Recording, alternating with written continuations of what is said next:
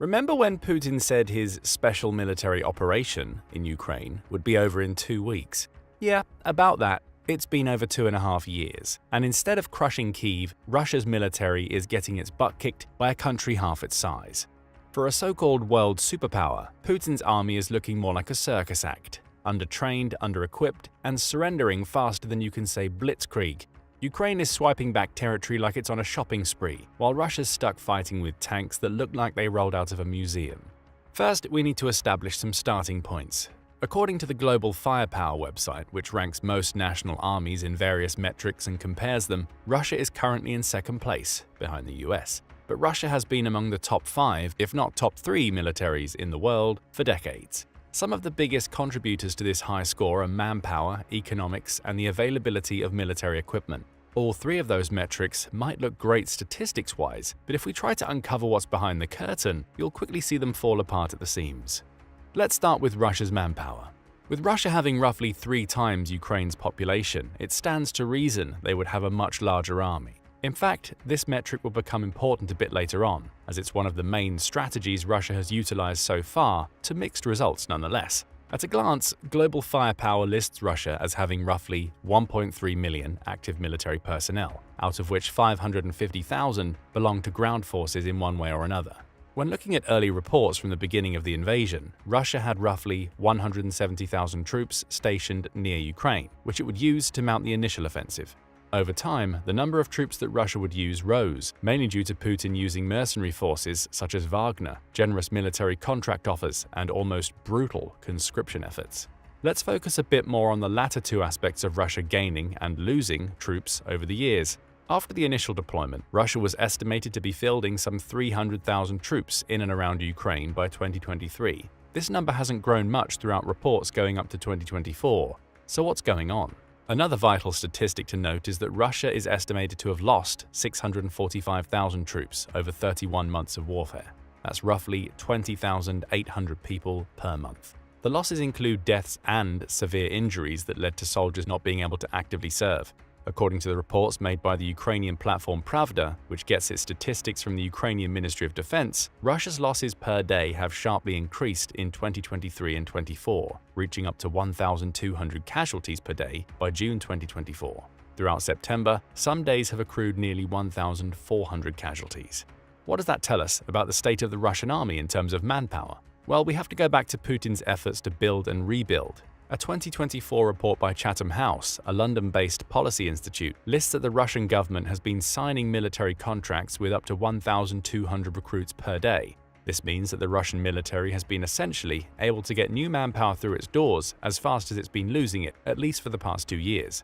Riddle, a website focused on Russian military news and analytics, provides a more in-depth analysis of Putin's efforts to rebuild the army in 2023. The number of contracts signed during that year reached a staggering 490,000, as announced by the country's then Minister of Defense Sergei Shoigu in late December. But this number, as impressive as it may be, seems to be misleading. 2022 was pivotal for Russia's military contracts. By the end of the year, it became clear Russia wouldn't win the war quickly, and it had to ramp up recruitment. That's why it quickly turned to signing more and more people on short-term contracts, as well as conscripting from the available stock of prisoners. By 2023, all these people, as well as contract soldiers who signed in 2021 and whose contracts were up 2 years later, needed to have their contracts renewed or be discharged from active service. Additionally, Russia included 6-month contracts to serve in military operations for newer conscripts and prisoners. This meant that 2023 likely had people renewing or signing multiple contracts in a single year. By Riddle's estimate, the actual number of new contracts in 2023 was likely only a small fraction of the advertised number. Throughout all this, Russia has rapidly changed its stance on military conscription, aka the draft. In late 2023, it was announced that the maximum age for compulsory military service would be raised from 27 to 30 for 2024 and likely the years to come. This would allow Putin to maintain a steady supply of conscripts, who need to only serve for a single year but can sign a military contract afterward. The conscription numbers for 2023 and 24 suggest that Russia is drafting 150,000 conscripts every 6 months, giving the military a much-needed boost in numbers to sustain itself through the heavy losses. But numbers are only part of the equation as to why Russia's military is behaving the way it is. The other, more important part is the training, or lack thereof. Unlike the boot camp system in the US Army, Russian military training mixes conscripts and contract soldiers into units, where each unit is responsible for training its own soldiers. This creates a varied level of training and experience that soldiers can get through their military careers. Additionally, since the conscripts are prohibited from being deployed abroad, which constitutes pretty much all of the Russia-Ukraine front as it stands today, conscript training is put on the sidelines to try to beef up contract soldiers before they can be put to use. Either way, some reports suggest that instead of receiving the prerequisite months of military training, recruits get a few weeks of basic training at best, and are then shipped to the front lines when another group of conscripts comes in for the same. This steady turnaround of people through training only makes existing issues in the military worse. Since conscripts might leave after a year of service, they're not given enough training to be useful, but they still have to be allocated some time by the training personnel. This has left Russia scrambling to train and equip soldiers for the front line to maintain a significant presence on the front. And that's precisely where the earlier notion of the two countries' relative populations and manpower numbers come into play. Russia's ability to pressure NATO into providing less aid to Ukraine via constant nuclear saber-rattling has undermined Ukraine's military. This gave Putin an opening for opportunistic offensives, even though Russia lost far more soldiers than Ukraine. This was exemplified in the so-called summer invasion, where Russia's nebulous tactics caused as many as 70,000 casualties and numerous equipment losses on their side in the span of a few months. Since Ukraine hadn't received advanced military equipment at the time, Russia could stand to lose soldiers at a rate greater than Ukraine did. After all, they could deploy new conscripts at a much greater pace, and the armies were working with similar levels of military equipment and technology. However, we can see how that has panned out for Russia in recent months. Ukraine's invasion of the Kursk region highlighted the difficulties the Russian military is experiencing in terms of morale and preparedness. Kursk is one of the neighboring regions to Ukraine, so it wasn't that surprising to see Ukraine put some pressure on it to try and have Russia move some of its forces from the main front in the east. Surely even Ukrainians were expecting some kind of resistance in Kursk, but not enough to prevent them from winning and having some kind of leverage. What happened instead was a wave of Russian surrenders, hinging on the fact that the troops were undertrained, under-equipped, and desperately low on morale. According to an interview with one of the Russian prisoners of war taken from Kursk, some soldiers had as little as 2 weeks' worth of basic training before they were sent near the border to serve as guards in case Ukraine ever attacked. The Kursk invasion allowed Ukraine to capture around 600 Russian troops. Estimates from the processing prison suggest that around 80% of the prisoners were relatively fresh conscripts. This has shown the lengths to which Putin will go to eke out more soldiers for the front line. But it's not only the soldiers who are in high demand in the Russian military. Putin is also strapped for quality military equipment. Take, for example, the surprising turn of events in Russia's offensive in Kharkiv in summer of 2024. Instead of using main battle tanks such as the T-90 and T-80, the strategy primarily revolved around infantry. The few supporting vehicles Russia used were motorcycles, which forced troops to outpace enemy defenses before abandoning them and continuing on foot. Alternatively, Russia used turtle tanks, scrap tanks part combined with infantry support vehicles that were reinforced with additional armor but possessed pretty much no offensive capabilities whatsoever. The only purpose of these makeshift tanks was to absorb as much enemy fire as possible, protecting the Russian infantry and get them closer to the supposed front line. As you probably know now, the entire strategy was a colossal failure. So what went wrong with Russian military equipment? Surely the second-best army in the world should have enough tanks and armored vehicles to create a multi-pronged attack. Well, the answer to that is a bit complicated. Let's break down Russia's armaments into a few categories. First up are the main battle tanks. Arguably, Russia's primary main battle tank is the T-80, a slightly older tank that started to be manufactured at the height of the Soviet Union in the mid-70s. According to War Power Russia, a website dedicated to tracking Russian military equipment, Russia currently fields roughly 3,500 of these tanks, making them probably the most potent land military vehicles in its inventory. While the T-80s technically have similar characteristics to the US and European tanks made around the same time, the entire line of T-tanks has a deadly flaw that Ukrainians have been able to take advantage of. And that's the fact that the Russian tanks use an automated reloading system. You see, the system stores ammunition right below the turret, keeping the spare ammunition and propellant perilously near the ground and protected by relatively little armor. If an ordnance such as a bomb or drone detonates below the tank but above the ground, or directly below the turret, the resulting blast can cause the propellant to explode, most likely destroying the entire tank from the inside out. The phenomenon is referred to as an explosive decapitation as the turret falls off. In Western designs, the manual reloading systems are stored inside the tank, minimizing the risk of outside interference that would cause this. As such, the T-80s have been constantly battered by Ukrainian anti-tank defenses. In fact, the proliferation of small drones that could deliver explosive payloads below tanks with startling accuracy is perhaps the biggest reason for Russia losing its tanks. On the other hand, Russia's most advanced tank is the T-90, a relatively modern piece of armor that was first made in 1992. The tanks were eventually slightly upgraded as late as 2017, making them somewhat comparable to the likes of the M1 Abrams in terms of ammunition, speed, and defensive systems. Russia has about 600 of these tanks at its disposal. However, for all its advantages, the T-90 didn't fare particularly well against Ukrainian anti-tank defenses, specifically due to the T-90 sharing the same design flaw in its autoloader system as its predecessor. Reports from late 2023 suggest that Russia only started utilizing and losing these tanks after the initial stockpiles of T-80s began to run low. The significant rise in lost modern tanks was simply because they were one of the only few options left for Russia to deploy. An early 2023 estimate suggested that Russia could produce roughly 15 T-90Ms, one of the most modern versions of the T-90, per month.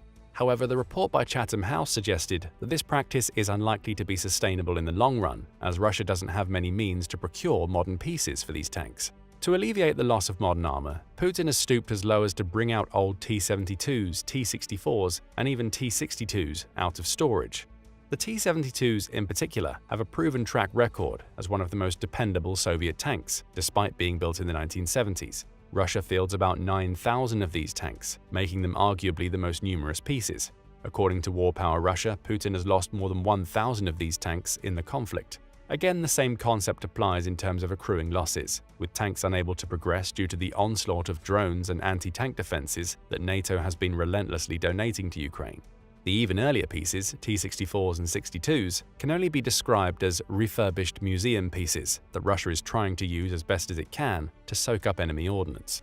In total, Russia has about 15,000 tanks at its disposal, with roughly 10,000 of them ready for combat and the rest needing retrofitting. Yet the country has lost 8,800 tanks in total over the course of 31 months. This has put tremendous pressure on the domestic industry to create or retrofit more tanks. And despite going through what is effectively 40% of its ready tank supply, Russia has yet to make meaningful progress in advancing through Ukraine for the past 18 months of the war. This goes to show just how Ukraine has managed to leverage the flaws in the design of Russian tanks and rendering them unable to put as much pressure onto the front lines. After the initial losses, Russia has also been battered with sanctions, making it unable to produce tank parts en masse to replenish its stockpiles. This has led to the country refurbishing older, practically obsolete tanks that have even fewer defenses against modern ordnance and tank-busting ammunition. The timeline of Russia losing tanks shows a quantity over quality approach, which seems eerily familiar to what's been going on with the country's manpower. To combat the increasing tank losses, Russia has turned to using another type of vehicle, the infantry support vehicles or IFVs. Of these, Russia is estimated to have roughly 19,000.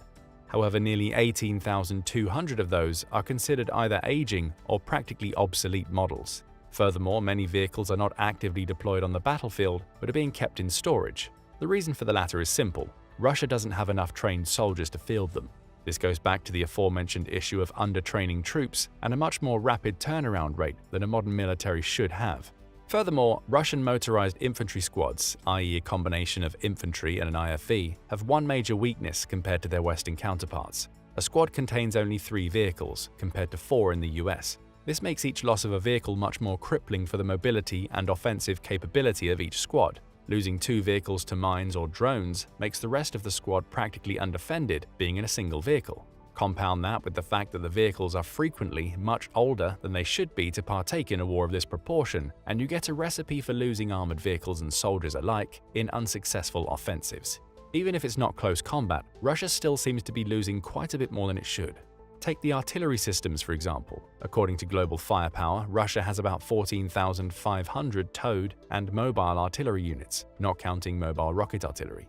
However, Ukrainska Pravda lists that Russia has also lost about 18,500 artillery systems over the course of the war. That means that Russia has gone through more artillery than it currently has available. The current arsenal of artillery equipment is suggested to be nearing its last legs, as most of the designs come from the Soviet era.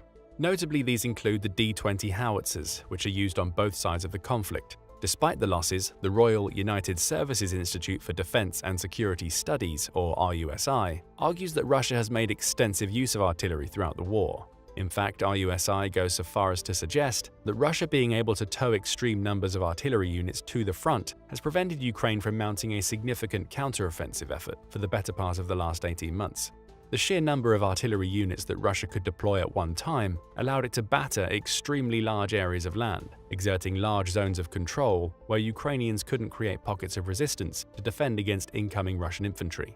It's one of the reasons why Russia has been able to maintain control over its holdings in Ukraine. Somewhat surprisingly, it's not Russia that's managed to supply its own artillery for so long to mount this pressure. That honor, as dubious as the word may be, belongs to none other than North Korea.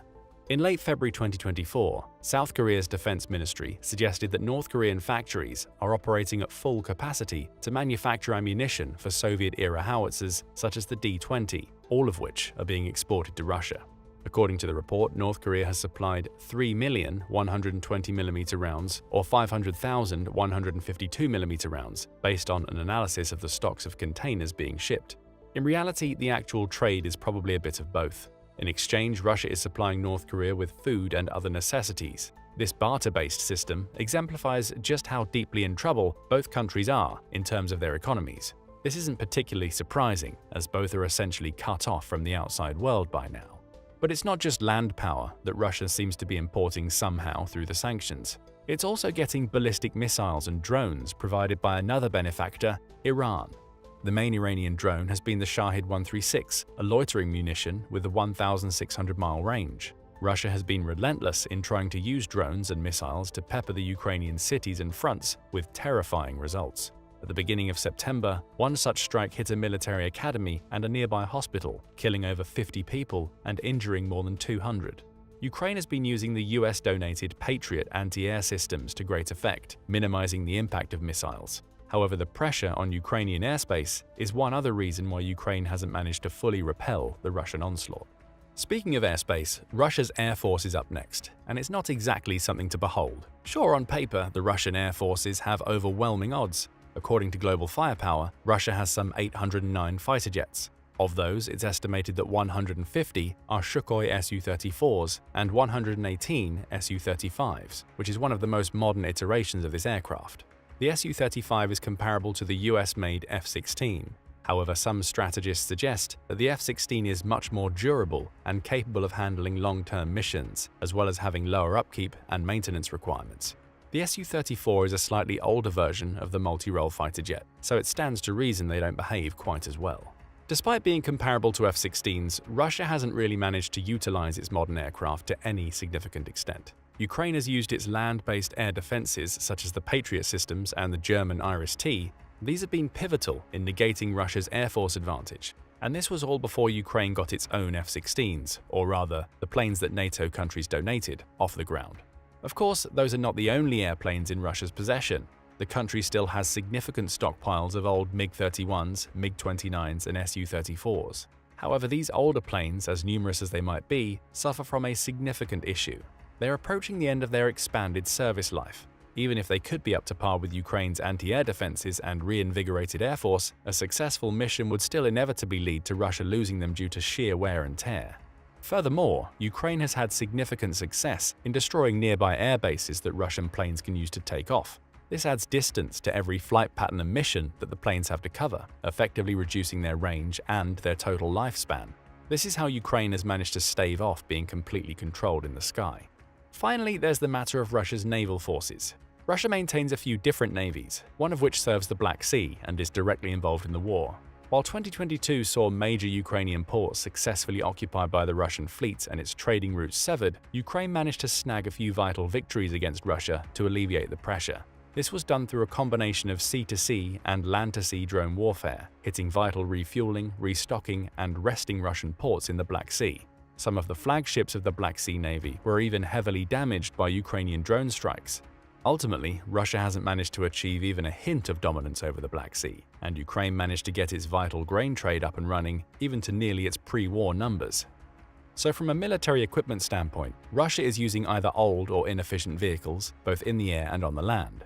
Ukraine has managed to utilize its ammo donations to great effect to stave off the worst of Russia's advances. Putin's strategy for the past 18 months seems to be trying to rebuild what was left of his initial invasion force. Instead of using modern equipment, Russia has been trying to outlast and outnumber Ukraine, to mixed results. Sure, both sides are definitely losing manpower and equipment at an alarming rate. However, the Ukrainian invasion of Kursk has managed to rally NATO behind Ukraine once again, with the US nearly immediately afterwards pledging yet another round of military aid. Why? Because Putin's saber-rattling is no longer working. Russia having an arsenal of nuclear weapons at its disposal is a dangerous prospect for NATO. Every time the alliance would attempt to provide more modern aid to Ukraine, Putin suggested that it would be crossing one of Russia's so-called red lines, which would imply that they would retaliate with nuclear weaponry. The last of these red lines was Ukraine being able to invade Russia on its own soil. More than a month after that had actually happened, the response from the Kremlin has been muted at best. It's safe to say that Putin is no longer confident in Russia's ability to project power, so NATO will likely project its own power in return. So how does Russia actually plan to defeat Ukraine? Well, the aforementioned outlasting in an attrition war is certainly one option. Even though Russia has accumulated 645,000 casualties and lost another 900,000 people to emigration over the past few years, the population numbers still heavily favor it compared to Ukraine. But the invasion of Kursk and the more recent Ukrainian drone strikes directly on Moscow have shown that Russian morale is on the brink of completely collapsing. Now that Muscovites themselves can see the dangers of war, it's become yet another domino that can topple and contribute to Putin's eventual fall from the throne, so to speak. Throughout all of that, Russia's economy is yet another war victim. According to a report by Russia's own Ministry of Finance, the 2024 government budget has allotted roughly a third of all spending on military and national defense systems. That's $140 billion, or roughly 7% of Russia's GDP, a figure nearly unheard of in the modern world. Russia has managed to achieve that by leveraging its booming energy industry. However, that industry too is suffering from severe setbacks. Ukraine has managed to destroy a few key oil refineries in the Russian west. Since Russia doesn't actually stockpile oil and gas, but immediately sends its products to either be spent internally or exported, this has caused oil and gas shortages throughout the country. Russia has been forced to import fuel from Kazakhstan to make up for its lack of supplies, as well as cancel most, if not all, exports. This will create a significant backlash in the economy, as oil trade has at one point contributed to roughly 30% of Russia's total exports during the war. With a failing economy, low morale, and troops that lack training and equipment, there's only one place for Russia's military to go: down. Down in history as the supposed second-best military in the world, failing to utilize its plethora of advantages to rush Ukraine and prevent the war from continuing any longer than it has. But what do you think? Will Russia manage to recover? Let us know in the comments, and thank you for watching. Now go and check out True Reasons for Russia's Incompetence, or click this other video instead.